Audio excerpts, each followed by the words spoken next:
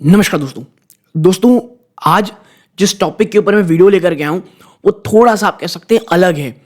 आप अगर मेरे पुराने व्यूअर्स हैं तो आप देखे होंगे कि इस प्रकार के टॉपिक के ऊपर मैंने आप कह सकते हैं बहुत ही कम वीडियोस बनाया है।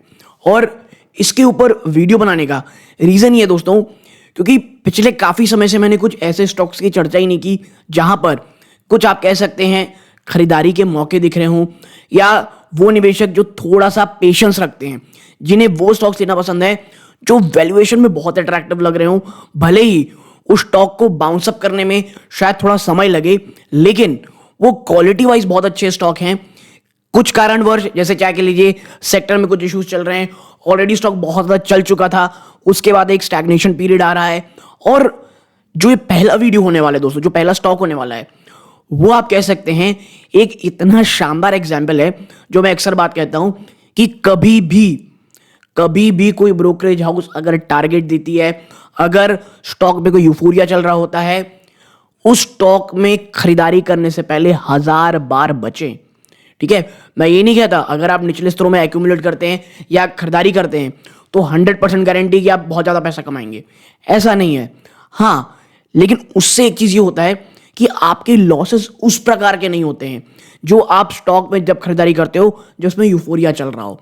हम सबको पता है पेटीएम का हाल किस प्रकार हुआ है, हम सबको पता है कई निवेशक आईआरएफसी को 200 के ऊपर लेकर के पैनिक में 133 में सेल कर लिए, 140 के आसपास सेल कर लिए। ठीक है, हमें ऐसे बहुत सारे उदाहरण मिलते हैं दोस्तों उन स्टॉक्स के जो ऊपरी स्तरों में बहुत ज़्यादा अट्रैक्टिव निवेशकों को लगते थे, लेकिन वो स्टॉक जब गिरना शुरू हुआ तो संभल नहीं पाया दोस्तों। ठीक है, और वहीं जो बॉटम वाले स्टॉक होते हैं, अगर हम उसे धीरे धीरे एक्यूमुलेट करते हैं, आप कह सकते हैं जब मैं पहली स्टॉक की ढूंढ रहा था तो मेरे लिए सामने अचानक से गोदरेज इंडस्ट्री आ गई। आपको याद होगा अगर आप पुराने व्यूअर हैं, गोदरेज इंडस्ट्रीज के ऊपर मैंने इतने वीडियोस बनाए थे दोस्तों, चाहे बॉटम फिशिंग का ले लीजिए, वैल्यूएशन वाइज ले लीजिए, एक पिक्स में भी 2-3 पिक्स में भी मुझे याद है 1 साल 1.5 साल पहले उस पर लगातार मैं वीडियो बना के चाह रहा था कि भैया ये खरीदारी का बहुत अच्छा मौका है। स्टॉक मुझे लगता है 1-1.5 साल तक कहीं उतना ज़्यादा चला नहीं। वो निवेशक, खास करके रिटेल निवेशक जिनके पास इतना पैसा इकट्ठा नहीं रहता है, मैं जानता हूँ कि एज अ रिटेल निवेशक हर के पास 1 करोड़ 2 करोड़ 2.5 करोड़ रुपए नहीं होते हैं। कोई जो इन्वेस्टर्स होते हैं वो एक ऐसे स्टॉक में धीरे धीरे एक्यूमुलेट करते हैं, चाहे महीने में हो गए, चाहे आप कह सकते हैं कभी कुछ पैसे आ गए थोड़ा डाल दिए, ऐसे ऐसे करके इन्वेस्टमेंट करते हैं। उनकी जो इन्वेस्टमेंट जर्नी होती है वो लमसम नहीं होती है।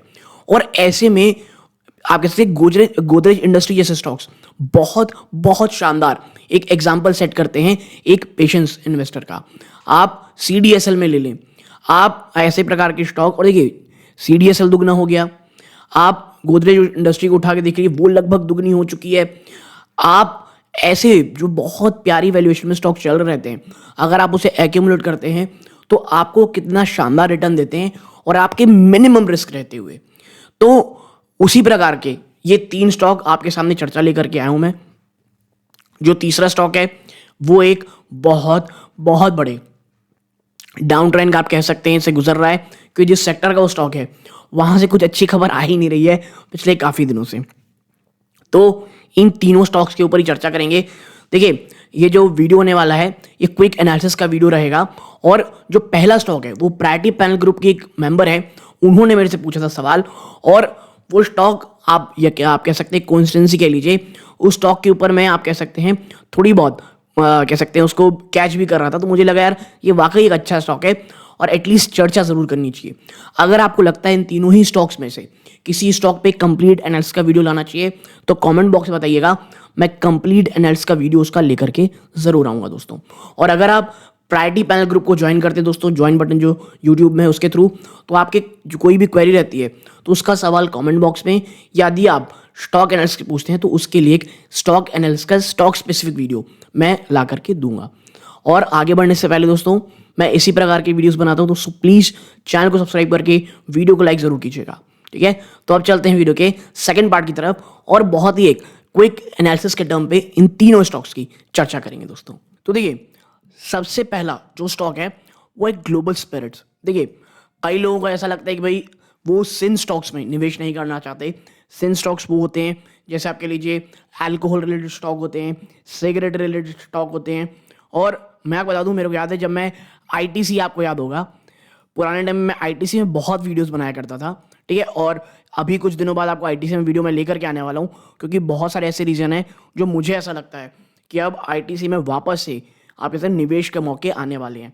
अगर आपको लगता है जल्द जल्द बनाना चाहिए, कमेंट बॉक्स में बताइएगा। बट हाँ, आईटीसी जब मैं वीडियो बनाता था उस समय बड़ा लोग बात करते थे ईएसजी की, कि भैया ईएसजी को कंपनी काम नहीं कर रही है, ईएसजी में कंपनी काम नहीं कर रही है, ये जो बड़े इन्वेस्टर्स हैं वो आईटीसी में इसलिए निवेश नहीं करेंगे क्योंकि उनको जो ईएसजी नॉर्म है वो वाले स्टॉक चाहिए।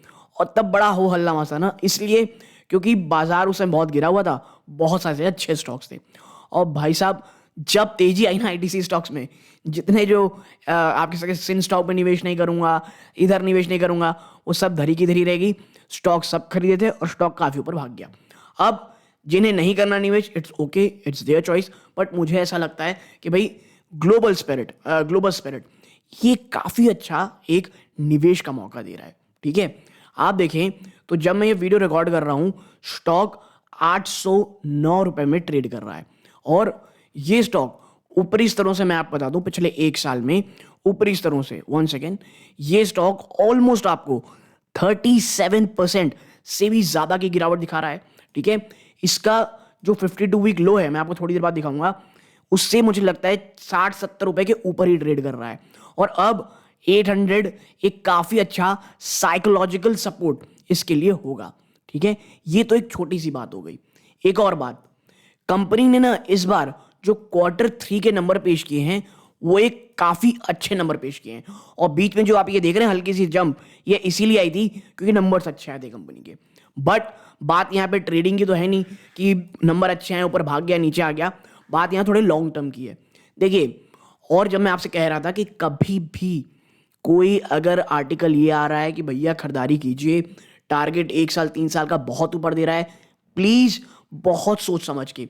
मैं आपको एक आर्टिकल दिखाता हूं, ये देखिए, ये मिंट का आर्टिकल था। और ये पता है आपको कब छपा था? ग्लोबल स्पिरिट के ऊपर। ये नवंबर का आर्टिकल है, जहां पे क्या लिखा हुआ पढ़िए।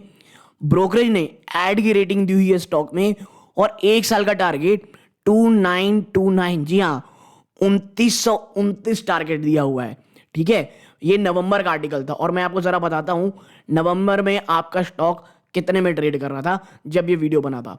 आप देखें, ये 1 सेकेंड, ये अक्टूबर और ये रहा आपका नवंबर, ये रहा, ठीक है, नवंबर के आसपास। 1 सेकेंड, ये नवंबर 854, ठीक है, यहां पर बात हुई।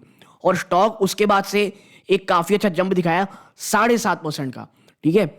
और स्टॉक आप देखें कहां तक गया, 918 में, 6 दिसंबर है। और ये नवंबर के आसपास का ये आर्टिकल है। यहां पे लिखा है कि भाई साहब अब स्टॉक 1 साल में 2929 का आपको टारगेट दिखाने वाला है। 3 साल के टारगेट प्राइस है 3515 रुपीज, ठीक है। यानी this indicates N upside of 260%, 260% और 331% फॉर 1 और 3 ईयर।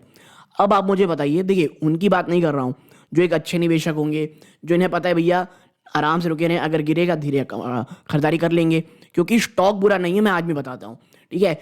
लेकिन रिटेल निवेशक में ऐसा क्यों बोल रहा हूं, नहीं करना चाहिए।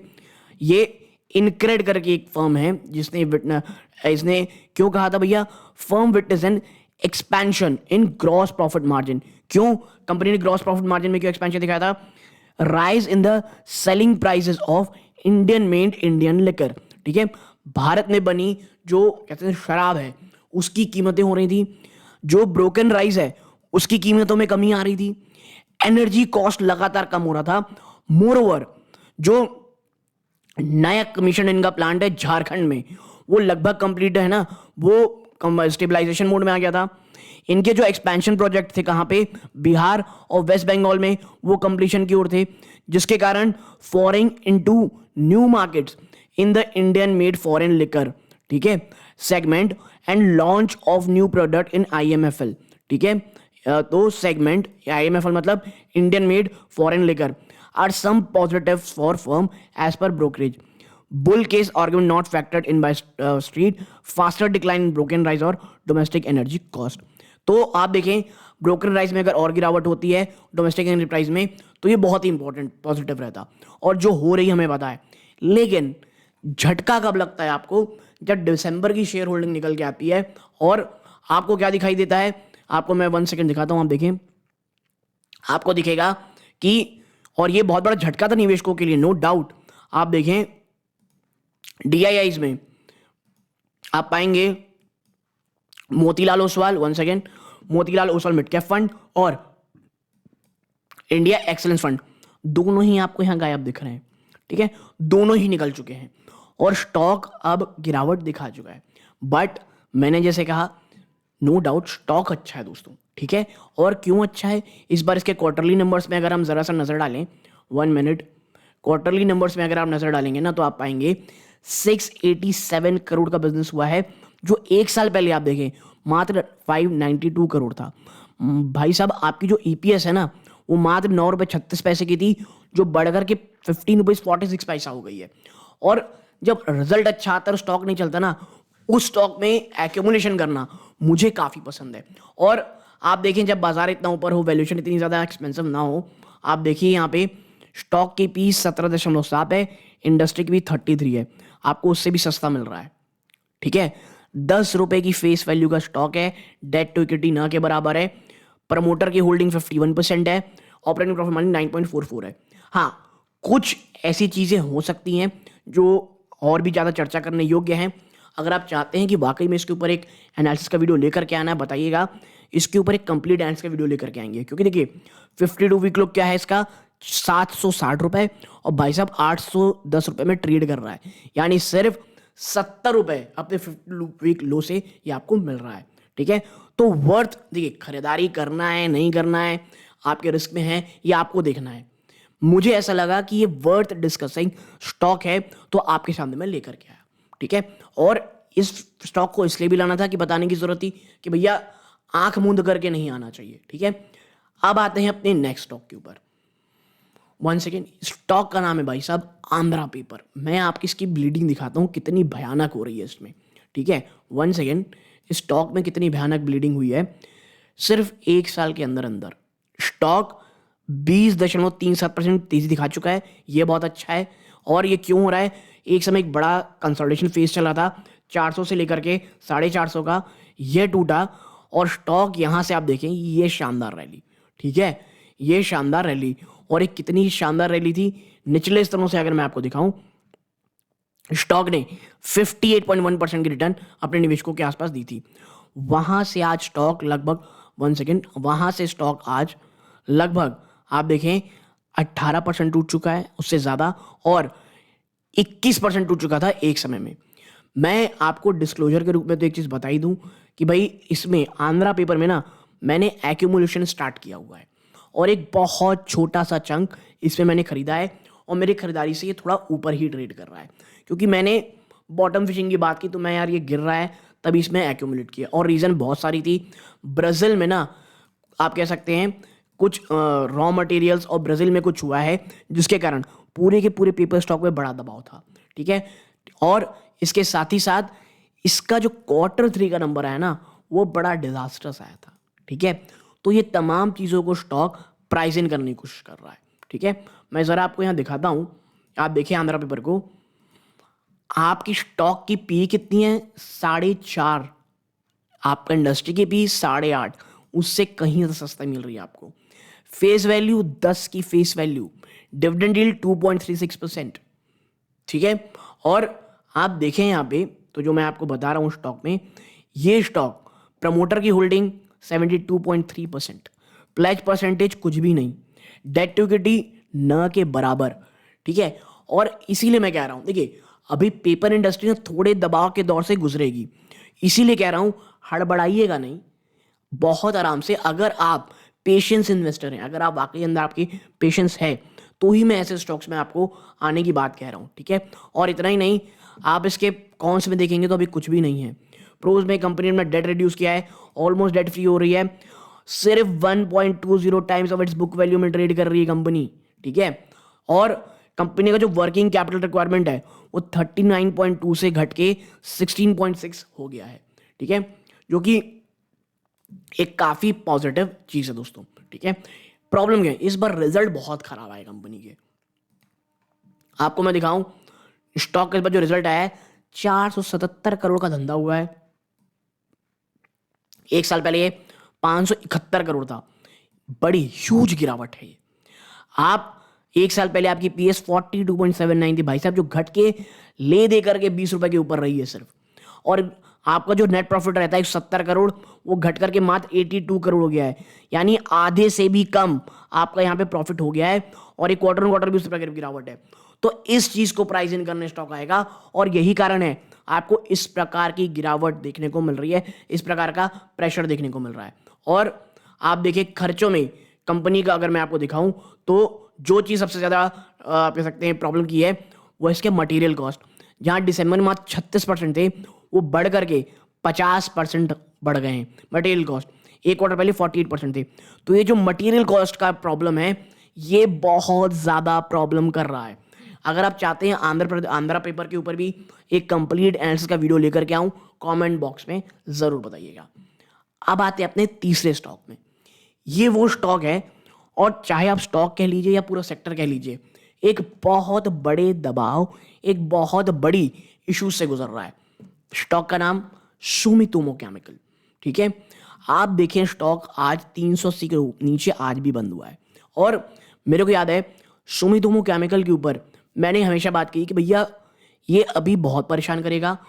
400 के नीचे आता है, बहुत आराम से एक्यूमुलेट करें, हड़बड़ाएं नहीं। बीच बीच में जो जंप भी आता है उसके बावजूद आराम से एक्यूमुलेट करें। अभी भी मैं आपको बता दूं, कंपनी कहीं को थोड़ी सी एक्सपेंसिव लगेगी, और ये है भी, ठीक है। तो अभी भी थोड़े बहुत नीचे स्टॉक के आने के चांसेस हैं। प्लस आग में घी डालने का काम करता है भाई साहब जिस सेक्टर की कंपनी एग्रोकेम। इतना ज़्यादा कंपटीशन बढ़ता चला जा रहा है कि मार्जिन बचा पाना बहुत टफ होते चला जा रहा है।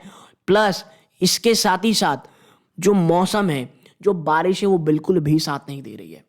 इसके ऊपर एक और खबर निकल गया है कि भाई साहब शायद भारत में इस बार अल नीनो इफेक्ट आपको देखने को मिले। तो भाई जो भी बुरी चीज़ें हो सकती हैं वो सब इसके साथ हो रही हैं, ठीक है। इसके साथ ही साथ कंपनी क्वार्टर 3 के नंबर्स भी अच्छे नहीं आए। आप देखें स्टॉक की पी आप कहते हैं 56.7 पे है, इंडस्ट्री की पी 38। यानी भाई साहब इंडस्ट्री की पी से तो आपको महंगा दिख रहा है। और जब भी मैं हमेशा कहता हूं, जब भी आप इंडस्ट्री की पी से महंगे रहते हैं, आपको एटलीस्ट अपने क्वार्टरली नंबर्स को जस्टिफाई करना पड़ेगा। आप ऐसे ही नहीं कर सकते हो, आप बुक वैल्यू में इतना महंगे ट्रेड नहीं कर सकते, ठीक है। हाँ, फेस वैल्यू 10 है, नो डाउट, कोई प्लेज परसेंटेज नहीं है। प्रमोटर 75% होल्डिंग रखता है, डेट टू इक्विटी ना के बराबर है, ठीक है। आप पेट्रोस्की स्कोर देखिए 7 है, ठीक है। तो आपको एक चीज समझनी पड़ेगी, स्टॉक खराब नहीं है, लेकिन सेक्टर खराब है और वैल्यूएशन थोड़ी महंगी है। और वैल्यूएशन में हमेशा कहता हूं, अगर आप अपने रिजल्ट से जस्टिफिकेशन दे रहे हो भैया कि हम इतना अच्छे रिजल्ट लगातार लाते हैं, तो आपको हमको महंगी पी देनी पड़ेगी, या प्राइस टू बुक वैल्यू आप ऊपर रखोगे। आप इवन ऐसे सेक्टर से आते हो जो सेक्टर बहुत दबाव में है, आप 7.48 टाइम्स की बुक वैल्यू के अपने नहीं ट्रेड कर सकते। हाँ, मैंने जैसे पहले कहा, कर रहे हो तो भाई उसकी जस्टिफिकेशन अपने नंबर्स में दो। अगर आप मेरे सामने क्वार्टरली नंबर्स लेकर के आओगे, आप देखें जहां पर आप पिछले दिसंबर में 750 के भी ऊपर धंधा किए थे सेल्स में, इस बार आप 540 करोड़ पे आ जाओगे। कहां से आपको उस प्रकार की वैल्यूएशन जस्टिफाई करेगी, ठीक है। और पिछले कई क्वार्टर से प्रॉब्लम चल रही है दबाव में, ठीक है। आप ₹1.10 की पी में आ गए, 1 2 3 4 5 6 7 8 9 और 10, लगातार 10 क्वार्टर की सबसे कम ईपीएस में आप, माफ कीजिए ईपीए बोल दिया, ईपीएस में आप सबसे में ट्रेड कर रहे हो, तो काहे का आपको वैल्यूएशन देगा कोई? ये चीज आपको समझनी है। और मैं इसीलिए कह रहा हूं कि ये जो मैंने स्टॉक्स आपसे चर्चा की है, ये उनके लिए जो थोड़ा पेशेंस रखते हो, जो लॉन्ग टर्म में चीजें कह सकते हैं जानना चाहते हो। तो यदि आपको लगता है यार कि हाँ ये इट्स अ गुड स्टॉक, ये स्टॉक्स हैं, एक कंप्लीट एनालिसिस का वीडियो लाना चाहिए जहाँ पे कुछ डीप एनालिसिस में कि कमजोरी क्या है, प्रॉब्लम क्या है, कहाँ पे बिजनेस में चैलेंज है, कहाँ पर बहुत ही पॉजिटिविटी देखने को मिलेगी, इस प्रकार की चर्चा करना चाहते हैं तो कमेंट बॉक्स में बताइएगा, ठीक है। आप यहाँ तक जुड़े रहे, अपना कीमती समय दिया, इस बात का बहुत बहुत धन्यवाद। ये सूर्यकांत है। जय हिंद दोस्तों।